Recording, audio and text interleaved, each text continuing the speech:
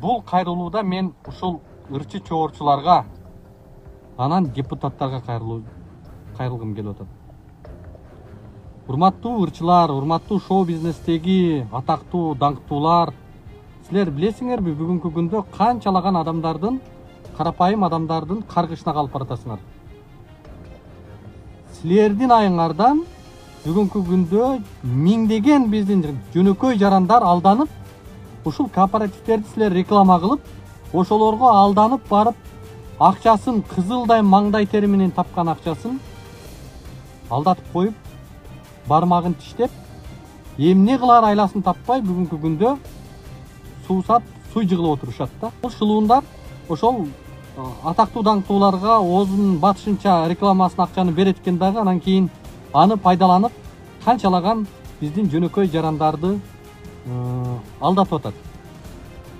10 жылга пайызы жок, эч кандай проценти, без процент, без налог, короче, просрочкага деп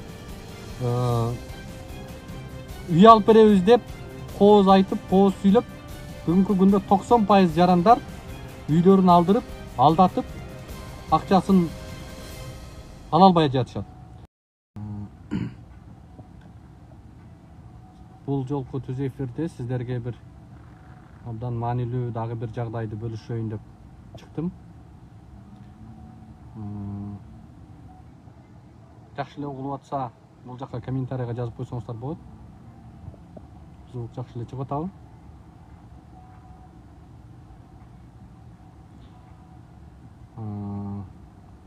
Да, достор кирсин кичине, андан кийин баштайлы. Баракчаны бөлүшүңүздөр, достор. Баарына жетсин. Баштай берейин. Урматтуу достор, акыркы жылдары баарыңыздар эле угуп көрүп атасыздар. Турак жай үчүн деп кооперативдер козу карындай жайнады. Бул кооперативтерди мен Минюстун маалыматын карап, бүгүнкү күндө 158 турак жай үчүн деген кооператив юридикалык каттоодон өтүптүр. Азыр мен деталдуу сиздерге айтып берейин. Мени бүгүн бир ушул жакта жабырлануучу, жапа чеккен жарандар чакырды. Маалыматты интернетке сураныч жарыялабай эле коюңуз. Тагыраагы компаниянын атын ойлоп туруңуз, анткени биз төлөгөн акчабызды эптеп кайтарып алалы деген сураныч менен айткандыктан аттарын атабай эле коеюн, ал кайсы кооператив экенин. Бирок бул кайрылууда мен ушул ырчы чогорчуларга, анан депутаттарга кайрылгым келип атат. Урматтуу ырчылар, урматтуу шоу бизнестеги атактуу, даңктуулар, силер билесиңерби, бүгүнкү күндө канчалаган адамдардын, карапайым адамдардын каргышына калып баратасыңар.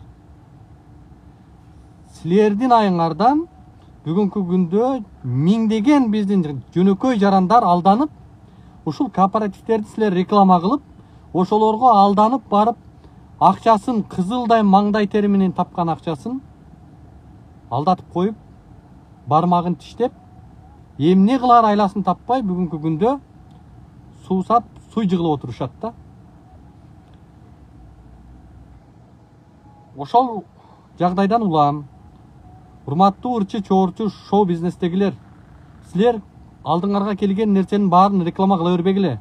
Бүгүнкү күндө силердин айыңардан канчалаган биздин мекендештерибиз оокатын алдатып коюп атышат шылуундарга.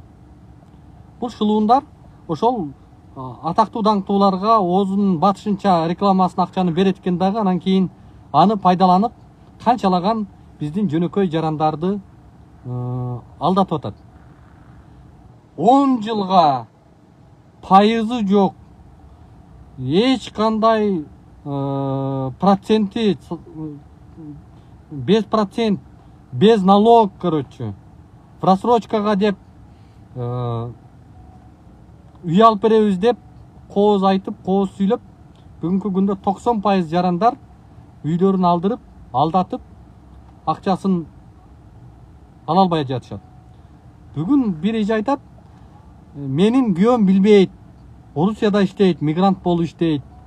Ошол 2 жылдан бери топтогон акчабызды ушулардын колуна алып келип бердик. Бизди алдап кетишти. Биз кантип алабыз эми? Булардан ала албай атабыз деп ыйлайт да.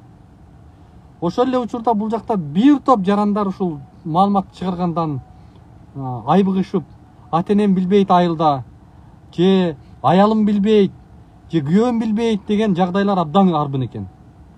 Ошон үчүн ушул турак жай кооперативдери бүгүнкү күндө калың элдин жонунан кайыш тилеп атат. Булардын тапкан акчасын сол чөнтөккө солоп атышат. Ошондуктан урматтуу достор, урматтуу интернет колдонуучулар, ушул түз эфирди бөлүшүп коюңуздар башкаларгачы. Баары көрсүн, уксун, жетсин баарысына. Бул жана орусча айтканда лохотрондорго алданбайлы. Булар 10 эле пайыз, эң аз пайызы гана үйлүү болушу мүмкүн. Калган артында 90% бүгүнкү күндө акчасын алдатып бармагын тиштейт. Ошон үчүн ушу турак жай үчүн кооперативтерге эч качан ишенбегиле. 10 жылга пайызы жок деп коюп, алгачкы 15%ын төлөсөң сага мынча жылда үй тиет деп, мындайча айтканда, бул вакуум боштукта, турак жай деген вакуум абдан актуалдуу. Бул тармакта үй керектерүүчүлөр абдан көп болгондуктан буларды алдап коюп атышат да, ушул капканга салып атышат.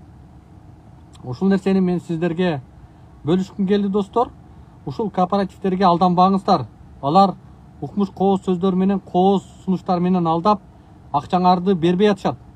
Кече жакында мага Оштон бир эже кайрылды. 3 жыл мурдабы, 2 жыл мурда топтоп акчасын ушул бир кооперативге бериптир. 3 миллионга жакын акчасын. Анан ала албай жүрөт экен да. Анан менен суранганны чогуу барып көрөлчү деп барсак, качып кетишти. Юристтери, директору, тиги эжеге чалып, журналист менен келбеңиз, өзүңүз менен сүйлөшөбүз биз деп суранып аябай эме кылышты. Бир жума убакыт бериңиз бизге, биз кайтарып берели акчаңызды. Интернетке чыгарбайлы коюңуз ошол биздин компанияны, тигинтпейли коюңуз деп аябай жалдырап, берки эжеден кайра акчасын кайтарып бир жумадан кийин берди да. Мына ушундай жагдайлар толтура болуп атат достор. Ошон үчүн мен айтат элем, алданбайлы. Бул бүгүнкү күндө урматтуу депутаттар, силер эң маанилүү дагы бир мыйзам долбоорун силерге сунуштайлы. Ушул кооперативдер жөнүндө 1999 жылы мыйзам кабыл алыптыр, номер 42. Ошол мыйзамда 2018 жылга чейин өзгөртүү толуктоолорду киргизип, акыркысы ошо 2018 жылы номер 70 ушул кооперативдер жөнүндө мыйзам өзгөртүү толуктоолор менен кабыл алыныптыр. Ошондо бир топ түшүнбөстүк жагдайлар жаралып атат да, анткени булар бүгүнкү күндө мыйзамдуу иштеп атат. Мыйзам жол берет, бүгүн ушул кооперативдердин ишмердүүлүгүнө мыйзам жол берип атат. Ошон үчүн ушулар бүгүнкү күндө иштеп 158 турак жай үчүн кооператив Минустун сайтынан каттоодон өткөн достор. Ошон үчүн булар иштеп атат. Мыйзам негизинде. Ошол мыйзамды чакыртып алгыла, урматтуу депутаттар. Мындай элдин өкүлү болуп, баарыңар элдин өкүлүбүз деп мактанып атасыңар, иштейбиз деп кыйратабыз деп атасыңар. Мына элдин калың катмары бүгүн ушул жагдайда жапа чегип атат. Ошол мыйзамга өзгөртүүлөрдү киргизгиле, толуктоолорду киргизгиле, же ушундай шылуундардын ушундай пайдаланып алдап кеткендигине мыйзам менен бөгөт койгула. Дагы канча киши бул нерседен жапа чегиш керек? Дагы канча киши бүгүн маңдай тери менен кызылдай тапкан акчасын алдырып коюш керек шылуундарга? Мына биздин мигранттарыбыз кандай деген түйүшүк менен Орусияда, башка мамлекеттерде иштеп келатат? Кандай деген кыйынчылыктар менен акча таап, не деген түйшүктөрдү тартып, чет эл чет жерде маңдай тери менен топтогон акчасын бүгүн ушундай шылуундар пайдаланып урдап кетип атышат. Ошого депутаттар мыйзам кабыл алгыла силер. Мына мыйзамды болбосо чакыртып алгыла. Кооперативдер жөнүндө мыйзамга дагы бир катар толуктоолорду киргизгиле же алдыргыла деп айткым келет да. Урматтуу достор, бул жака суранып атасыздар да, кайсы компания экен, кайсы кооператив экен депчи. Аны бул жактагы суранычтар боюнча мен атын айтпай эле коеюн, ошентип суранышты достор, туура кабыл алыңыздар. Ошон үчүн урматтуу депутаттар, бул жагдайда иштей турган ишиңер бар. Ушу кооперативтерди дагы бир күн тартибине киргизсеңер жана калың катмар карапайым элдин укуктарын коргоп берсеңер. Биз ошол нерсени силерге айткыбыз келет.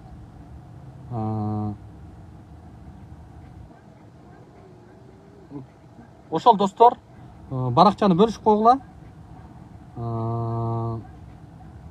Ушул кооперативтерге ишенбегиле, алдатпагыла ошолорго.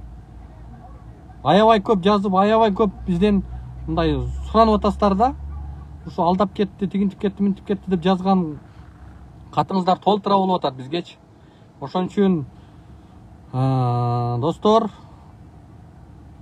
жеткизип койгула, уккандар, укпагандарга айтып койгула, кооперативтерге алданбагыла. Алар аз пайыз адамдарды үйлүү кылып, ошолорду реклама кылат дагы башкаңарды алдап коет. Бүгүнкү күндө көп адамдар алданып атасыздар. Алданбаш үчүн ошондойлорго ишенбеңиздер достор. Баракчаны бөлүшүп, пикириңиздерди жазып коюңуздар. Чоң рахмат.